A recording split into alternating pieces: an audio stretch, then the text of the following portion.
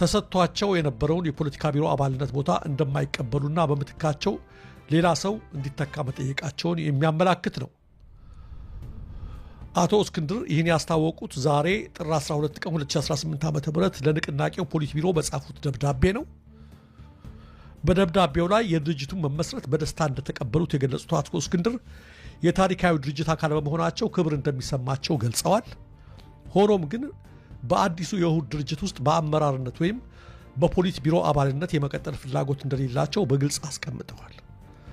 በአዲሱ ውህድ ድርጅታችን ውስጥ የፖሊት ቢሮ አባል ሆኜ መስራት እንደማልችል ታውቆ በተመደብኩበት ቦታ ላይ ሌላ ሰው እንዲተካ አሳስባለሁ ሲሉ ጥያቄያቸውን አቅርበዋል።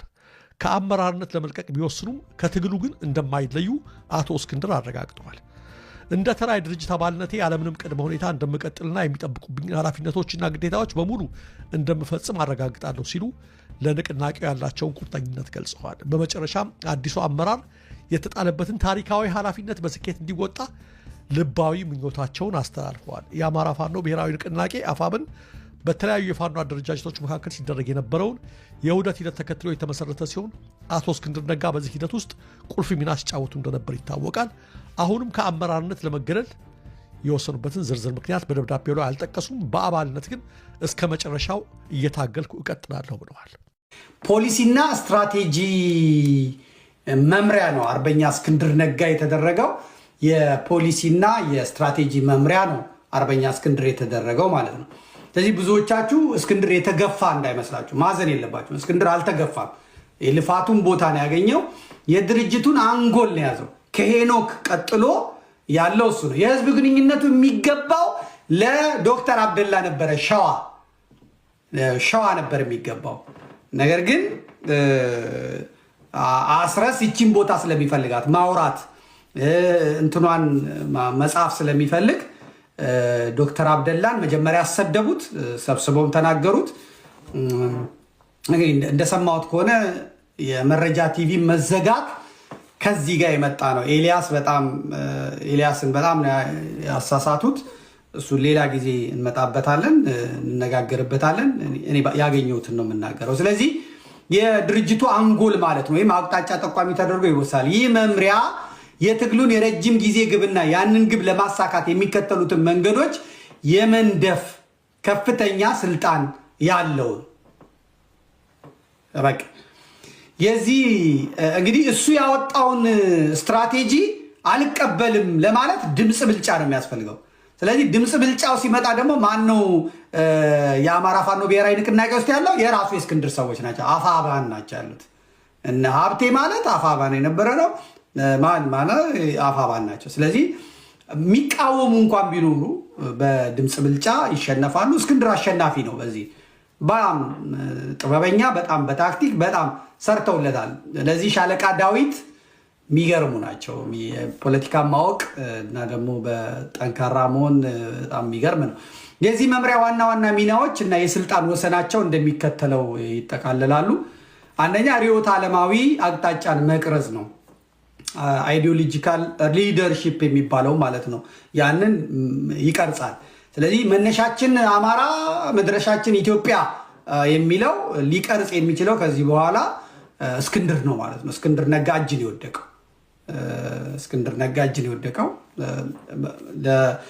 ለአማራ ፋኖ ብሔራዊ ንቅናቄ በጣም ትልቅ ሰው ተገኝቷል ማለት ነው። መምሪያው ድርጅቱ ለምን እንደሚታገል፣ ጠላቱ ማን እንደሆነና በትግሉ መጨረሻ ምን አይነት ስርዓት መገንባት እንደሚፈልግ ትርጓሜ ይሰጣል ማለት ነው ይሄ መምሪያ። እና ለዚህ ነው አስቀድሞ እስክንድር ተናግሯል። ፋኖ እስከ ኮተቤ ይዋጋል፣ ከዛ በኋላ ድራሽ አባት ይጥፋ ብሏል። ትመለሳለህ፣ በቃ ወደ ግብርና ትመለሳለህ። ከዛ በኋላ ያለው መምራት ያለበት ሲቪሉ ነው። ጋሻ አንዳርጋቸው ጽጌ እነማን የድጋፍ ሰጪዎቹ በሙሉ ተመልሰው ከውጭ ወደ ውስጥ ይገባሉ ማለት ነው። ደረጀ ብቻ ነው ይሄንን ደረጀ ሀብተወልድ ዝም ነው ያለው። አሁን ጽፎ እንደሆነ አላውቅም፣ ግን ደረጀ ሀብተወልድ ዘግቷል እስካሁን። እሱ ስለ አርሰናል እና ማንቸስተር ነው የሚያወራው እና ስለ ገነት ንጋቱ ነው የሚያወራው። ቤቱ ሄጄ ነበር ለመቀላወጥ፣ ምንም ነገር የለም። ይህ ስልጣን በድርጅት ውስጥ ያሉ ሌሎች ክፍሎች ወታደራዊ፣ የህዝብ ግንኙነት፣ ፋይናንስ የሚመሩበት መሰረታዊ መመሪያን ያወጣል። ፋይናንስን በተመለከተ የአንድ ድርጅት የአንድ ተቋም ዋነኛው እንትን ነው። ያንን የህዝብ ግንኙነቱን ማነው ስሙ፣ ወታደራዊውን እነ ምሬን በለው እነ ጀነራልን በለው እነ ማንን በለው ማለት ነው የህዝብ ግንኙነቱን በለው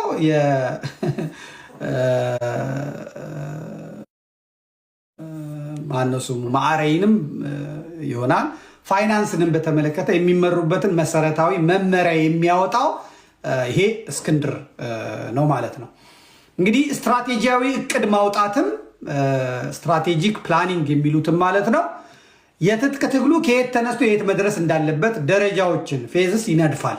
ለምሳሌ መቼ መከላከያ ላይ መሆን እንዳለበት፣ መቼ ማጥቃት እንደሚጀምር፣ ከሌሎች ኃይሎች ጋር የሚደረጉ ጥምረቶችን አይነት ራሱ መወሰን የሚችለው ይሄ የእስክንድር ስልጣን ነው ማለት ነው። ሶስተኛ የፖሊሲ ቀረጻ ያመጣል። ፖሊሲ ፎርሙሌሽን የሚሉትም ማለት ነው። በትጥቅ ትግል ወቅት የሚያጋጥሙ ማህበራዊና ኢኮኖሚያዊ ጉዳዮች ላይ መመሪያ ያወጣል የእስክንድር ቡድን። የቁጥጥር ስራ አካባቢያዊ አስተዳደር ድርጅቱ በተቆጣጠራቸው አካባቢዎች ህዝቡን እንዴት እንደሚያስተዳድር፣ ግብር እንዴት እንደሚሰበስብና ፍትህ እንዴት እንደሚያሰፍን ፖሊሲ የሚያወጣው ይህ የእስክንድር ነጋ እንትን ነው ማለት ነው። ስለዚህ የውጭ ግንኙነት ፖሊሲ ከጎረቤት ሀገራትና ከዓለም አቀፍ ማህበረሰብ ጋር የሚኖረውን ግንኙነት ያስቀምጣል ይላል። እንግዲህ የውጭ ግንኙነት ነው። አሁን ባለፈው ምንድን ያደረገው መከታው ማሞ ለአስረስ ማሬ ምንድን ያለው አንድ ከሆነ ፕሮፌሰር ማርከውን የውጭ ጉዳይ አድርግልን። እንግዲህ ፕሮፌሰር ማርከው ከነ ኢንጂነር ደሳለኝ ጋር ያለ ነው፣ ከጀነራሉ አጠገብ ያለ ነው። በሰውኛው የተጣሉ ናቸው። ማናማ እነ መከታውና እነ ማርከው የተጣሉ የተለያዩ ናቸው። ግን መከታው ለኢንጂነር ለእንትና ምን ብሎ ነው የሚለው ድምፅ ነው የምነግራችሁ፣ በድምፅ ያለ ነገር ነው የምነግራችሁ። ለአስረስ ይሄንን አድርግ ይለዋል፣ ይሄን አድርግልን። ስለዚህ ዝግጅቱ ሰፋ ያለ ነው ማለት ነው። ስለዚህ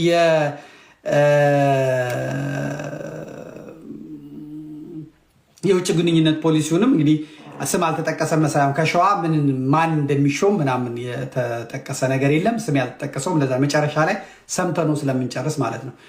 ከጎረቤት ሀገራት እና ከዓለም አቀፍ ማህበረሰብ ጋር የሚኖረውን ግንኙነት መርህ ያስቀምጣል። ስለዚህ እስክንድር የውጭ ግንኙነቱንም የሚመራ ነው። ከዓለም አቀፍ ማህበረሰቡ ጋርም ደግሞ እንዴት መገናኘት እንዳለባቸው ሚዲያዎችን ጭምር የሚያዘጋጀው ነው። ቀላል ስልጣን አይደለም ልላችሁ ነው። ብዙዎቻችሁ እስክንድር ተጎድቷል፣ አንዳንዶቻችሁ እሱ መሪ መሆን አልነበር የፈለገው ዳይ እንኳን ጠፋ አሁን ዘመነ ነው የሚመራን የምትሉ ሰዎች መሪው እስክንድር መሆኑን እንድታዩ ነው። ዋና ከባድ እንትን ያለበት ያለው ነው። እንግዲህ በጋራ የሚወስኑ ሲሆን ድምፅ ብልጫ ነው። ድምፅ ብልጫ ከሆነ ደግሞ አፋባ ቀልጧል፣ አፋህድ ነው ያለው ማለት ነው። የውሳኔ ሀሳብ ማመንጨት አራተኛ የውሳኔ ሀሳብ ማመንጨት አድቫይዘሪ ፓወር የሚባለውን ይህ መምሪያ ለድርጅቱ ከፍተኛ አመራሮች ሊቀመንበሩ ወይም ስራ አስፈጻሚው ውሳኔዎችን እንዲያሳልፍ መረጃዎችን የማሰባሰብ የመተንተንና የውሳኔ ሀሳቦችን የማቅረብ ስልጣን አለው። ይህም በትግሉ ውስጥ ስህተቶች እንዳይፈጠሩ የጥንቃቄ ስራዎችን ይሰራል ማለት ነው። ለድርጅቱ ያለው ቁልፍ ሚና አንድነትን መፍጠር ነው። ሁሉም የድርጅቱ አባላት አንድ አይነት ዓላማና ግብ እንዲኖራቸው በማድረግ የውስጥ መከፋፈልን ይከላከላል። ሀብትን በአግባቡ መጠቀም የትጥቅ ትግል ውስን ሀብት ሰው፣ መሳሪያና ገንዘብ ነው ያለው። ይህን የሚጠይቅ በመሆኑ ያንን ሀብት የትኛው ግብ ላይ ቢውል የተሻለ ውጤት እንደሚያመጣ ቅድሚያ የሚሰጣቸው ነገሮችን ይለያል ማለት ነው። ይሄ የእስክንድር ስራ ነው። ተለዋዋጭ ሁኔታዎችን መተንበይ፣ ይህም የእስክንድር ስራ ነው። በጦርነት ወይም በፖለቲካ ውስጥ የሚከሰቱ ድንገተኛ ለውጦችን ለምሳሌ የመንግስት መቀየር ወይም የውጭ ጣልቃ ገብነት አስቀድሞ በመገመት ለድርጅቱ አማራጭ የመውጫ መንገዶችን የሚያዘጋጀው እስክንድር ነጋ ነው ማለት ነው። የእስክንድር ነጋ ስልጣን ነው። የህዝብ ድጋፍን ማረጋገጥ፣ ትግሉ በህዝብ ዘንድ ተቀባይነት እንዲኖሩ የሚያደርጉ ማራኪ ፖሊሲዎችን በመንደፍ የህዝብን ድጋፍ ማስ ሞቢሊዜሽን የሚባለውን ያጠናክራል። በአጠቃላይ የፖሊሲና ስትራቴጂ መምሪያ ከሌላ የትጥቅ ትግል ግልጽ አቅጣጫ የሌለው በስሜት የሚመራና በቀላሉ የሚፈርስ ሊሆን ይችላል። ይሄ ከሌለው ማለት ነው። በአንድ የፖለቲካ የትጥቅ ትግል ውስጥ በፖሊሲና ስትራቴጂ መምሪያ ሲቪል ፖለቲካዊ አመራርና በወታደራዊ ክንፉ መካከል ያለውን ግንኙነት እጅግ ስስ እና ወሳኝ ነው። ይህ ግንኙነት በሳይንሳዊ አጠራሩ ሲቪል ሚሊተሪ ሪሌሽንስ ይባላል። በስኬታማ የትጥቅ ትግሎች ውስጥ ያለውን ግንኙነት መዋቅር የሚከተሉትን ዋና ዋና ጥበቦችን ያካትታል። የፖለቲካ የበላይነት፣ የፖለቲካል ሱፐርማሲ የምንለው በትጥቅ ትግል መመሪያ ውስጥ ጠመንጃ ፖለቲካን መምራት የለበትም፣ ፖለቲካ ጠመንጃውን መምራት አለበት የሚለው መርህ ቀዳሚ ነው። ስለዚህ ከዚህ በኋላ ተኳሾቹ አያገባቸው፣ ከዚህ በኋላ የሚያገባቸው የማይተኩሱት ናቸው። እነ እስክንድር እነ አስረስ እነ ምናምን ናቸው የሚሆኑት ማለት ነው። ውሳኔ ሰጪነት ጦርነት ወይም መቼ እንደሚጀምር መቼ እንደሚቆምና መቼ ወደ ድርድር እንደሚገባ የሚወስነው የፖሊሲና ስትራቴጂ መምሪያው እንጂ ወታደራዊ አዛዦች አይደሉም ከዚህ በኋላ ማለት ነው። የፎርሙ መኖሩ ራሱ በጣም ጥሩ ሰው ነው። ሰውየው ማን ነው እንዴት ነው የሚለው ማየት እንጂ እንትኑ ትክክል ነው። የወታደሩ ክፍል መለየት አለበት፣ የፖለቲካው ክፍል መለየት አለበት፣ በአንድ ትጥቅ ትግል ሁሉም እንደሚስማሙበት ማለት ነው። ዓላማ ወታደራዊ እርምጃዎች ሁሉ የፖለቲካ ግብን ለማሳካት የሚደረጉ መሳሪያዎች ብቻ ናቸው። የስትራቴጂ እና የታክቲክ ልዩነት በሁለቱ መካከል ግልጽ የሆነ የስራ ክፍፍል አለ። የፖሊሲ መምሪያ ስትራቴጂ ምን መደረግ አለበት ለምንስ የሚለውን ይወስናል። ለምሳሌ በዚህ ዓመት የጠላት ኢኮኖሚ መሰረት ማዳከም አለብን የሚል ስትራቴጂ ያወጣል። ወታደራዊ ክንፍ ደግሞ ታክቲክ እንዴት መደረግ አለበት የሚለውን ይተገብራል። የፖሊሲ መመሪያውን የሰጠውን ግብ ለመምታት የትኛውን ጦር የት ቦታ መዋጋት እንዳለበት በዝርዝር ወታደራዊ እቅድ ያወጣል ማለት ነው። እንግዲህ ሶስተኛ የፖለቲካ ኮሚሽነሮች ሚና ነው። በብዙ የትጥቅ ትግል መዋቅሮች ውስጥ የፖሊሲ መምሪያው የራሱን ተወካዮች ፖለቲካ መኮንኖችን በየክፍለ ጦሩ ይመድባል ማለት ነው። ስለዚህ ጎንደር ያለው አልቀበልም ማለት አይችልም። ጎጃም፣ ወሎ በቃ አንድ አልቀበልም ማለት አይችልም ማለት ነው። ተልኳቸው ተዋጊ ሰራዊት የድርጅቱን ፖሊሲና ስነ ምግባር እየተከተለ መሆኑን ማረጋገጥ ነው። ጥቅሙ ወታደራዊ አዛዦች ከድርጅቱ ዓላማ ወጥተው የራሳቸውን አምባገነናዊ ስልጣን እንዳይገነቡ ይቆጣጠራል። አሁን ዘመነ ጓ ማለት አይችልም ምናምን ሸቤ የሚያስገባው እስክንድር ነው ማለት ነው። እስኬው ጋር ነው። መረጃና ግብረ መልስ ፊድባክ ሎፕ የሚባለው ግንኙነት ወደ አንድ ወገን ብቻ የሚፈስ አይደለም። መምሪያው ከወታደራዊ ክንፉ የሚመጣው መረጃ ለምሳሌ የጠላትን ጥንካሬ፣ የሰራዊቱን ስሜት፣ የህዝብ ድጋፍ መሰረት አድርጎ ፖሊሲዎችን ይከልሳል ማለት ነው። የወጡትን ፖሊሲዎች እየከለሰ እያደሰ ይንቀሳቀሳል ማለት ነው። ወታደራዊ ክንፉም ያለ ፖሊሲ መመሪያው የገንዘብ የትጥቅ እና የዲፕሎማሲ ድጋፍ መንቀሳቀስ አይችልም።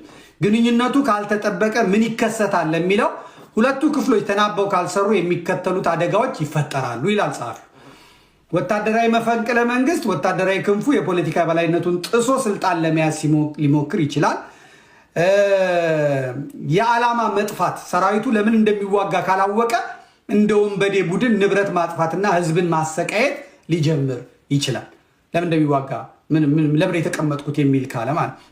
ከዚያ ውጤት አልባ መስዋዕትነት፣ ወታደራዊ ድል ቢገኝም ያለ ድል ወደ ፖለቲካዊ ትርፍ ለምሳሌ ወደ ድርድር ወይም አስተዳደር ካልተቀየረ ትግሉ ይከሽፋል እና ለማጠቃለል የፖሊሲና ስትራቴጂ መምሪያው የአማራ ፋኖ ብሔራዊ ንቅናቄ አንጎል ነው።